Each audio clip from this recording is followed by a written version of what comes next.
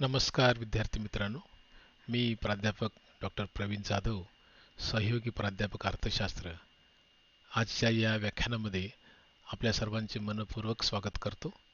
आज आपण सामाजिक आणि आर्थिक संशोधनातील एक महत्त्वाचा घटक म्हणजे तथ्यांचे सादरीकरण, ज्यामध्ये पहिला जो भाग आहे तो म्हणजे तथ्यांचे वर्गीकरण, प्रेझेंटेशन ऑफ डेटा मध्ये क्लासिफिकेशन ऑफ डेटा हा पाहणार आहोत. चला सुरुवात करूया प्रस्तावनेपासून. संशोधन पद्धतीमध्ये आपण क्षेत्र कार्यातून किंवा विविध स्रोताद्वारे जे प्राथमिक किंवा दुय्यम जे तथ्य आहेत संकलित करतो, ते सुरुवातीला अत्यंत विस्कळीत असतात, अस्ताव्यस्त असतात किंवा कच्च्या स्वरूपात असतात. संकलित केलेली माहिती ही अस्ताव्यस्त, अवाढव्य अशा प्रकारची असते. अशा प्रकारचा न संसाधित डेटा हा सामान्य वाचकासाठी तर सोडाच, पण स्वतः संशोधकासाठी देखील समजण्यास अत्यंत कठीण जातो.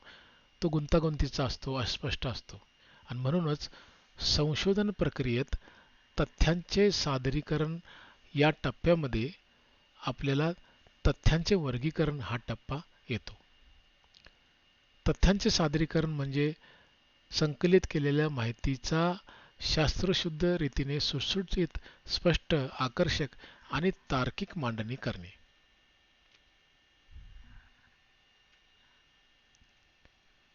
आता आपण तथ्यांच्या सादरीकरण मधील तथ्यांचे वर्गीकरण हा पहिला जो महत्त्वाचा टप्पा आहे तो समजून घेऊ. तथ्यांचे वर्गीकरणचा अर्थ समजूया आपला. तथ्यांचे वर्गीकरण म्हणजे क्षेत्र कार्यातून किंवा फील्ड वर्कमधून संकलित केलेल्या मोठ्या, विस्तृत आणि गुंतागुंतीच्या तथ्यांची त्यांच्यातील समान गुणधर्म, वैशिष्ट्ये आणि नैसर्गिक स्वरूपाच्या आधारे विविध सुटसुटीत गटांमध्ये किंवा वर्गांमध्ये विभागणी करण्याची एक पद्धतशीर आणि सांख्यिकीय प्रक्रिया आहे. सोप्या शब्दात सांगायचं तर भिन्न भिन्न गुणधर्माच्या तथ्याला वेगळे करणे आणि समान गुणधर्म असलेल्या तथ्याला एका गटात आणणे म्हणजे वर्गीकरण. हे सांख्यिकीय वर्गीकरण म्हणजेच पुढील टप्प्यातील सखोल तथ्य विश्लेषण आणि सारणीकरणाचा मुख्य पाया मानला जातो.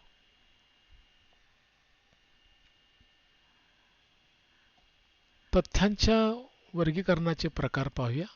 सांख्यिकीय आणि संशोधन पद्धतीमध्ये तथ्यांचे वर्गीकरण प्रामुख्याने 4 प्रकारांमध्ये केले जाते. पहिला जो प्रकार आहे तो म्हणजे गुणात्मक वर्गीकरण, क्वालिटेटिव्ह क्लासिफिकेशन. यामध्ये तथ्याची वर्गीकरण किंवा वर्गवारी थेट संख्यात्मक नसून मानवी गुणधर्म किंवा वैशिष्ट्यानुसार केली जाते. उदाहरणार्थ लिंग, धर्म, साक्षरता या आधारे तथ्यांचे वर्गीकरण केले जाते. तथ्यांच्या वर्गीकरणाचा दुसरा जो प्रकार आहे तो म्हणजे सांख्यिकीय वर्गीकरण किंवा परिमाणात्मक वर्गीकरण, क्वांटिटेटिव्ह क्लासिफिकेशन ज्याला म्हणतो आपण.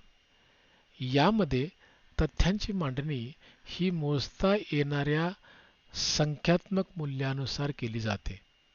उदाहरणार्थ उत्पन्नानुसार, वयानुसार, वजनानुसार तथ्यांचे वर्गीकरण केले जाते.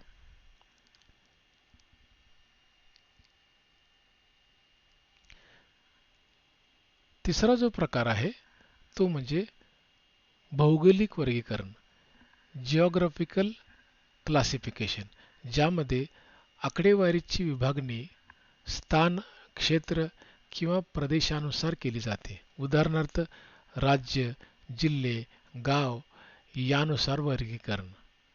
आणि चौथा जो प्रकार आहे तो म्हणजे कालानुक्रमिक वर्गीकरण, ज्याला आपण क्रोनॉलॉजिकल क्लासिफिकेशन म्हणतो.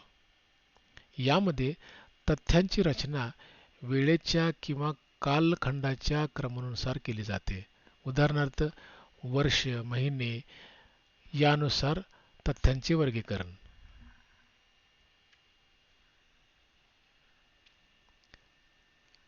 आता आपण तथ्यांच्या वर्गीकरणाची उदाहरणे समजून घेऊया.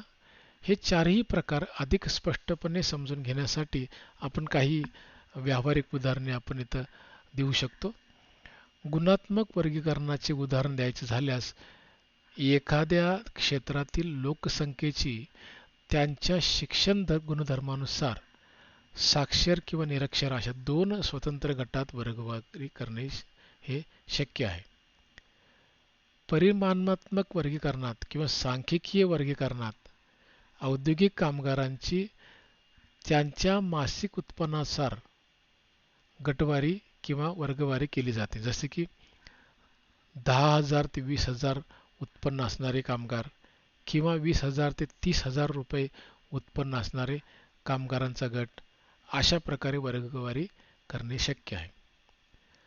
भौगोलिक वर्गीकरणात महाराष्ट्रातील विविध जिल्ह्यानुसार शेती उत्पादनाची आकडेवारी स्वतंत्रपणे मांडणे हे उत्तम उदाहरण आहे.